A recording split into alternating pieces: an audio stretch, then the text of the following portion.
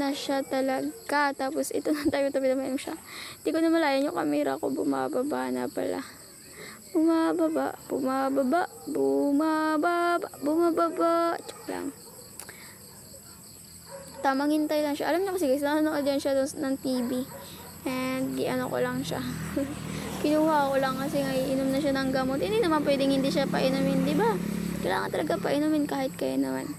So, ako yung nag-ano muna sa kanya. Kasi, yung parents ko nagtatrabaho sa bayan. Kaya, yan. Kami yung naiiwan dito. Pero magala kasi kasama namin yung lola namin. Pero, tawag ko sa kanya nanay.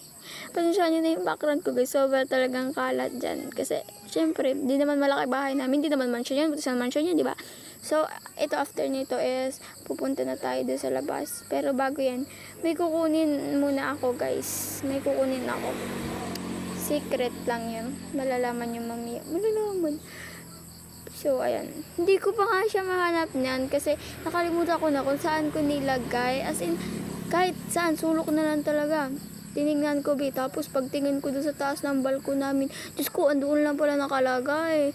Kasi ang alam ko talaga, doon ko yung last na nilagay sa upuan lang, tapos biglang nawala. Ano yun, magic? So, ito na nga yun, ayan.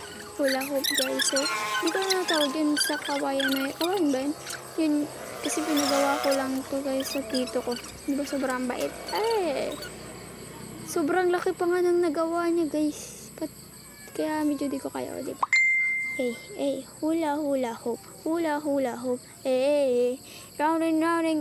Kumanta siya.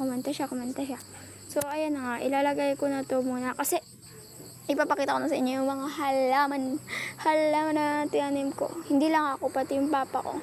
Syempre, ganyan kami kasi si mama guys, loob lang siya ng bahay. So ayan na nga, ito pa yung hindi ko pa nadamuhan yung side na yan.